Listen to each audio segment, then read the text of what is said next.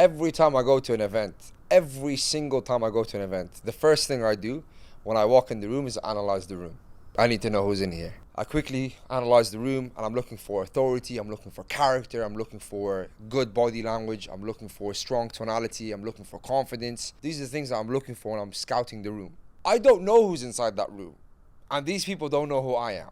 So I try to keep myself quiet for the first impression of when I'm communicating with people, just to get a feel of who they are and what they're about.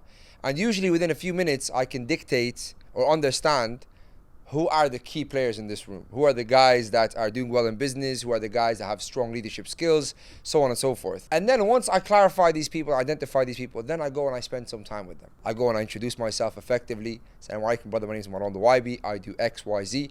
And I will never introduce myself on what company I have or the amount of money I'm making, or no. I introduce myself by the problem that I solve, because people remember you by the problem that you solve. If you say, for example, "Hey, my name is Ahmed and I help busy fathers get in shape and have the strongest physique of their lives." Whenever I think of fat dads who need to cut weight, I'm gonna think of you. So your first impression means a lot in regards to how you introduce yourself. Now after I do that, after I analyze the room and I find my key players, I make sure that I connect with them on multiple levels. A lot of people will introduce themselves in business straight away.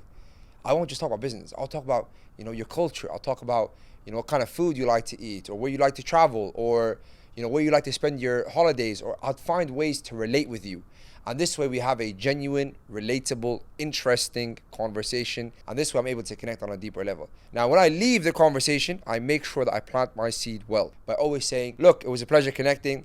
I'm gonna shoot off. We got a lot of people to meet here, but I genuinely feel like we can have some, more conversations that could lead us to maybe some business or, travel or anything like that. So let's connect," and I'll get their contact details and I'll make sure to drop the message right after the event to leave the best impression possible. That's how I go to events.